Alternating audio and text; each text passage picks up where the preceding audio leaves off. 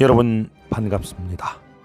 우리가 사는 공간 속에서 만날 수 있는 멋진 도서관에 가서 우리가 사는 시간 속에서 찾을 수 있는 좋은 책의 밑줄 쳐 중계하는 여러분의 중계 소원입니다. 구독과 좋아요는 사랑입니다. 서울 용산구 소월로 132 남산타워가 눈앞에 보이는 후암동 남산 언덕길 옆에 멋진 건물이 한 채 서 있습니다. 독일 문화원입니다. 문화원에 들어서자마자 오른쪽에 전용 도서관이 자리하고 있습니다. 토마스 모어는 영국의 정치가이자 인문주의자입니다. 르네상스 문화운동의 영향을 받았고 에라스무스와 친교를 맺었습니다. 런던의 법률가 존 무어의 아들로 태어나 캔터베리 대주교 존 모턴을 섬기고 옥스퍼드 대학에 입학했으나 중퇴하고 법률가가 되려고 링컨 법학원으로 길을 돌렸습니다. 오늘은 독일 문화원 도서관에 가서 이상적 국가상을 그린 명저 유토피아를 중계해 드리겠습니다. 토마스 모어가 쓰고 황문수가 옮겼습니다. 자, 지금부터 인문주의자로서 해학의 취미가 깊어 신랄한 언사를 서슴지 않았던 모어의 유토피아로의 산책을 시작하겠습니다. 그가 신세계에서 본 것 중에는 쓸데없는 것도 많겠지만 유럽 사회의 개혁 방법으로 사용할 만한 몇 가지 제도들도 발견했다. 앞에서 말한 바와 같이 이러한 점에 대해서는 후에 다루게 될 것이다. 나는 현재의 계획은 단지 그가 유토피아의 제도와 관습에 대해 말해준 것을 되풀이하려는 것이다. 나는 우선 이 공화국에 대해 언급하게 된 경위를 기록하는 일부터 시작해야겠다. 지구의 두 부분에서 저질러진 잘못을 날카롭게 지적한 후에 라파엘은 구세계와 신세계의 입법의 보다 현명한 특징에 대해 논했다. 그는 모든 나라에 대해 정통한 것 같았다. 마치 하룻밤 묵은 곳이면 평생을 보는 것과 같기라도 한 듯이 피터 자일스는 특히 감동을 받았다. 피터, 라파엘 씨, 귀하가 어찌하여 왕을 섬기지 않는 자 이유를 알 수가 없군요.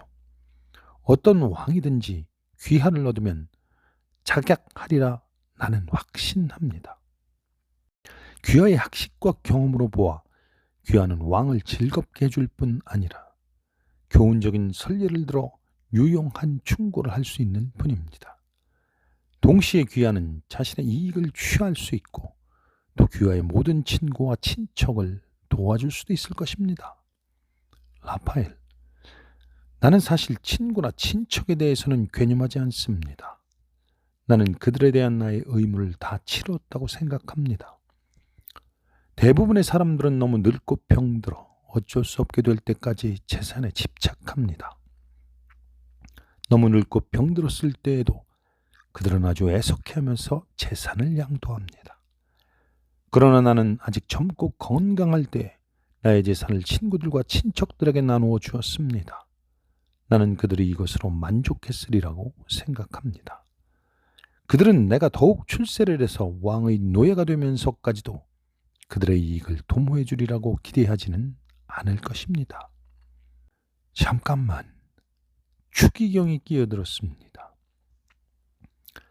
라파엘 선생, 나는 귀하가 왜 절도에 대한 극형에 반대하여 어떠한 처벌이 공공의 이익을 위해 더 바람직하다고 생각하는가 하는 점을 들려주셨으면 좋겠군요. 내 생각으로는 귀하도 절도는 근절되어야 한다고 생각하시는 것 같아서 하는 말입니다. 그리고 사형을 시키는데도 불구하고 절도는 계속 증가하고 있는데 도대체 어떠한 권력이 절도를 근절시킬 수 있으며 죽음의 공포가 제거된다면 어떠한 지지책이 효과적일까요? 확실히 형벌의 경감은 범죄에 대한 적극적인 권유라고 해석될 수 있지 않을까요? 나는 말했습니다. 각하, 약간의 돈을 훔쳤다고 해서 인간의 생명을 빼앗는 것은 공정하지 못한 것 같습니다. 제 생각으로는 아무리 많은 재산이라도 인간의 생명과 맞먹을 수는 없습니다. 만일 돈을 훔쳐서가 아니라 법을 깨뜨리고 정의를 어겼기 때문에 처벌된다고 말씀하신다면 이 절대적인 정의라는 개념은 절대적으로 공정하지 못한 것이 아니겠습니까? 사실상 경미한 불복종에 대해서도 사형으로 처벌하는 독재적인 정권이나 모든 범죄는 동일하다는, 따라서 공정히 말하면 절도와 살인은 완전히 다른 것임에도 불구하고 절도와 살인을 법적으로 구별하지 않는 스토아적 역설에 근거를 둔 법률에는 아무도 동의할 수 없을 것입니다. 하느님은 말씀하셨습니다. 살인하지 말라고. 약간의 돈을 훔쳤다고 해서 우리가 살인을 하는 것이 전적으로 정당화될 수 있을까요? 이 계명은 불법적인 살인에만 적용된다고 한다면 인간이 어떤 형태의 강간, 간통, 위증을 마찬가지로 합법화시키는 데 동의할 때 이를 무엇으로 막겠습니까? 하느님은 자살하는 것조차도 금지한 것을 고려할 때 인간 상호간의 살육을 막기 위한 순수히 인간적인 조치가 어떤 신성한 권위에 의존하지 않고 사형집행자를 6번째 계명으로부터 면제시켜준다면 이것이 정당하다고 정말로 믿을 수 있을까요?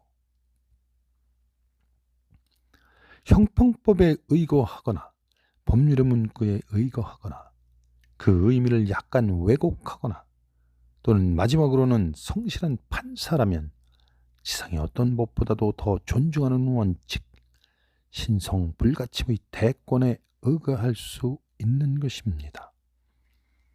크라수스의 이론, 곧 군대를 유지하려면 아무리 많은 돈도 충분하지 못하다는 이론에 대해 만장일치로 찬성하고 있습니다. 또한 그 나라의 모든 인민을 포함해서 만물이 왕의 소유이므로 왕이 아무리 많은 것을 원한다고 하더라도 왕은 결코 잘못을 범하는 것이 아니며 또한 왕이 자해와 차압을 하지 않는 경우를 제외하고는 사유재산이란 존재할 수 없다는 데도 일반적으로 동의하고 있습니다. 인민이 너무 많은 재산을 혹은 자유를 갖지 않아야 왕의 안전이 보장되기 때문에 왕은 언제나 이러한 잠정적인 사유재산을 최소한으로 감소시켜야 합니다. 인민이 풍부한 재산이나 자유를 갖고 있으면 그들은 부정이나 억압을 인정하려 하지 않으며 반대로 가난과 결핍은 인민을 우둔하고 유순하게 만들고 고상한 반역 정신을 질식시킵니다. 이제 나는 다시 일어나서 왕의 특권과 안전은 왕 자신의 재산보다는 오히려 인민의 재산에 달려있기 때문에 왕이 고문관들의 진언대로 한다는 것은 가장 현명하지 못하고 또한 가장 부도덕하다고 말합니다. 우리가 우습게 들릴 것이 두려워서 비인습적이라고 생각되는 것은 무엇이든 결코 말해서는 안 된다고 한다면 우리는 기독교 국가에 있어서도 실제로 그리스도가 가르친 모든 것을 입 밖에 내지도 말아야 할 것입니다. 그러나 그것은 그리스도가 전혀 원하지 않았던 것입니다. 그리스도는 제자들에게 자기가 그들의 귀에 속삭인 모든 것을 지붕 위에서 선포해야 한다고 말하지 않았습니까? 그런데 그리스도의 가르침의 대부분은 내가 건의한 어떤 것보다도 더 요즘의 관습과 어긋나는 것입니다. 우리는 인간의 행동을 기독교 윤리에 일치시켜서는 안 되고 기독교 윤리를 인간 행동에 맞추도록 합시다. 그러면 적어도 인간의 행동과 기독교 윤리 사이에는 약간의 연결고리가 있을 것입니다. 그러나 나는 그들이 좋은 일을 하는 것을 보지 못했습니다. 그들은 단지 사람들로 하여금 명백한 양심을 갖고 죄를 짓도록 만들었을 뿐입니다. 그리고 내가 내각회의에서 할 수 있는 것도 거의 이러한 일들 뿐입니다. 왜냐하면 나는 동료들에게 반대 투표를 하거나 그렇지 않으면 찬성 투표를 해야 하는데 어느 경우에나 테렌스의 마키오처럼 나는 광기를 보태거나 교사하게 될 것이기 때문입니다. 그 섬은 중앙부가 가장 넓은데 그 폭은 약 200마일, 약 320km가 됩니다. 섬 전체는 끝쪽을 제외하고는 대체로 같은 폭을 갖고 있으며 양쪽 끝으로 갈수록 좁아지고 둥글게 구부러져서 마치 컴파스로 환 둘레가 700마일, 약 1126km에 되는 원에 가까운 도형을 그려놓은 것과 같습니다. 그러므로 이 섬은 초생달 모양을 하고 있으며 그 끝은 약 11마일 넓이의 해협에 의해 분리되어 있습니다. 이 해협을 통해 바닷물이 흘러들어와 거대한 호수, 육지로 완전히 둘러싸여 있어서 물결이 잔잔하기 때문에 이 바다는 실제로는 거대하고 잔잔한 호수처럼 보입니다. 따라서 섬 내부가 실제로 항만구실을 하고 섬 어디서나 보트로 건너갈 수 있기 때문에 주민들에게는 매우 편리합니다. 항만 입구는 놀라울 만큼 암초와 사주로 가득 차 있습니다. 이 암초들 중 하나는 갈라진 틈이 거의 한가운데 치솟아 있기 때문에 항해에는 위험하지 않으며 그 위에는 탑을 세우는데 항상 경비대가 배치되어 있습니다. 그러나 다른 암초들은 보이지 않기 때문에 위험천만합니다. 오직 유토피아인들만이 수로를 알고 있어서 유토피아인 안내인 없이 외국 배가 항구로 들어간다는 것은 실제로 불가능합니다. 만일 해안에 세워놓은 모종의 표시가 없다면 항만으로 들어가는 것은 주민들에게조차 위험한 일일 것입니다.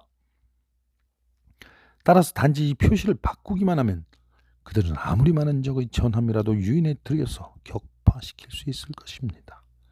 물론 섬의 바깥쪽에도 많은 항구가 있으나 이 항구들 역시 자연적 또는 인공적으로 매우 잘 요새화되어 있기 때문에 소수의 인원으로 거대한 침략군이 항구에 상륙하는 것을 막아낼 수 있습니다. 시민은 30세대가 한 그룹이 되도록 구분되어 있으며 각 그룹이 매년 시포그란투스라고 불리는 공무원을 선출합니다. 시포그란투스는 고대 유토피아의 명칭으로 현재의 필라쿠르투스를 말합니다. 10명의 시포그란투스와 그들을 대표하는 시대에 대해 트라니보루스 또는 프로토필라르쿠스라고 불리는 공무원이 있습니다. 각 도시에는 200명의 시포그란투스가 있으며 그들은 시장 선출의 책임을 갖고 있습니다. 그들은 가장 자격이 있다고 여기는 사람에게 투표할 것을 엄숙히 서약한 후에 비밀 투표로 시장을 선출합니다. 시장은 전 선거민에 의해 지명된 4명의 후보자 중에 한 사람이어야 합니다. 도시는 4개의 구로 나누어져 있고 각 구에서 이 후보를 선출하여 트라니보루스 회의에 그 성명을 통보하기 때문입니다. 시장은 독재를 하려고 한다는 혐의를 받지 않는 한 죽을 때까지 관직에 머무르게 됩니다. 트라니보루스는 해마다 선출되지만 보통은 바뀌지 않습니다. 기타의 도시 직원의 임기는 1년입니다. 3일마다 또는 필요하면 더 자주 트라니보루스는 시장과 회합하여 공동 문제를 토의하며 개인 간의 분쟁을 신속히 해결합니다.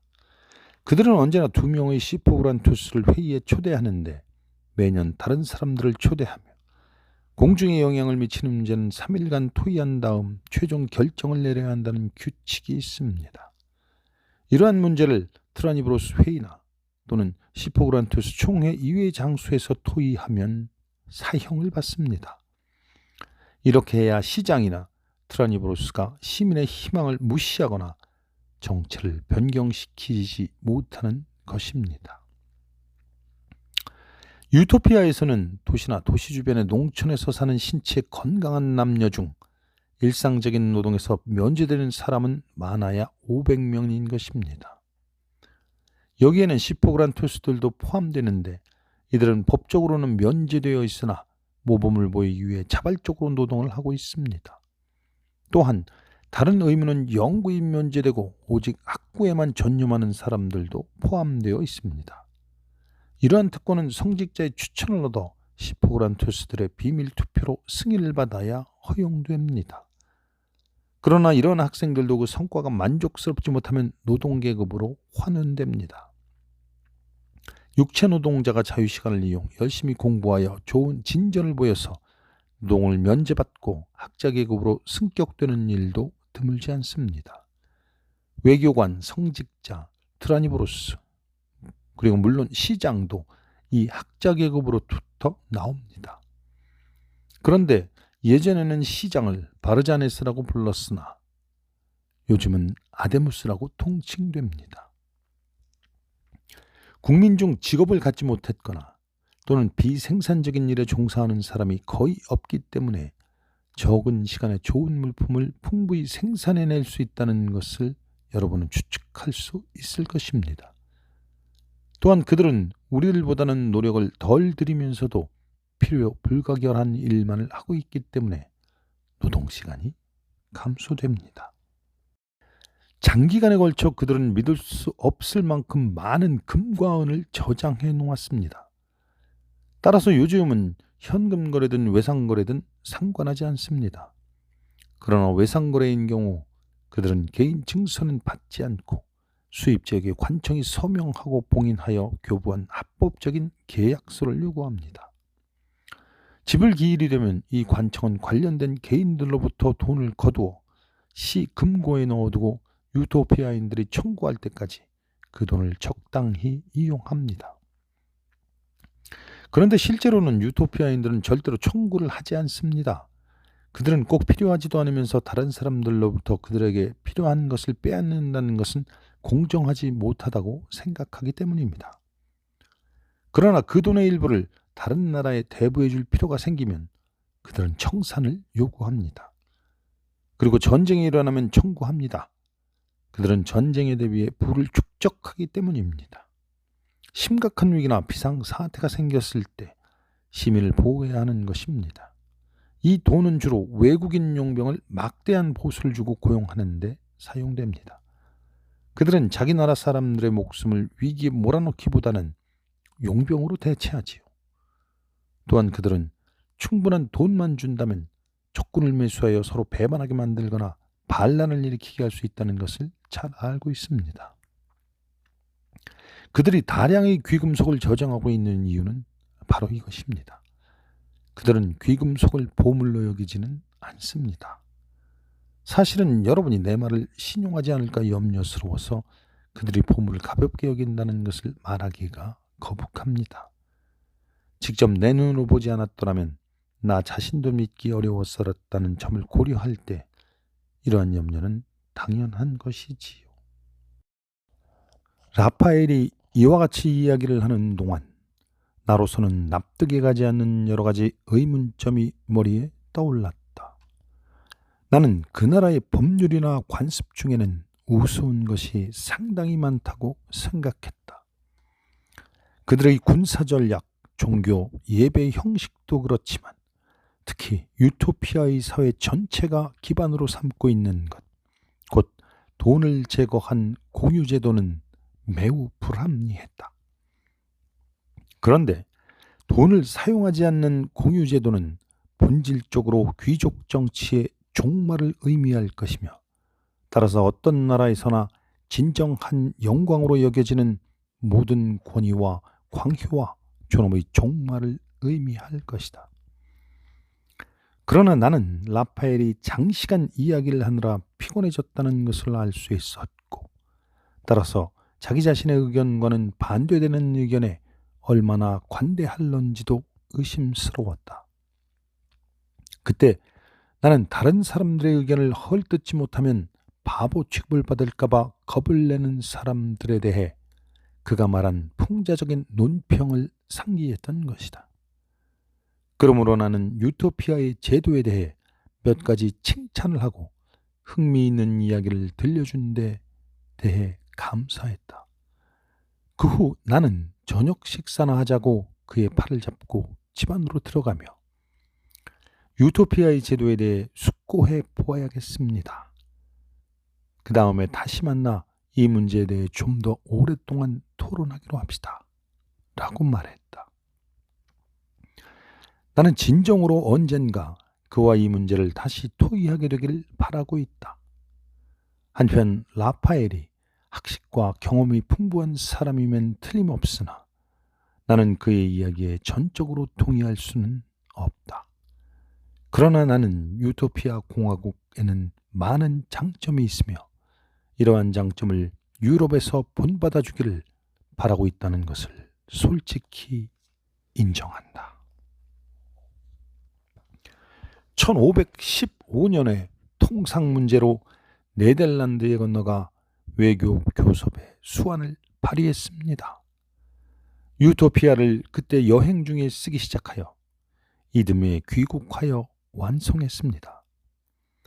신랄한 언사와 고집으로 말미암아 1535년 단두대의 이슬로 사라졌으나 경건한 그리스도교도이며 명문가이자 논쟁가로 서민들의 인기가 많았습니다.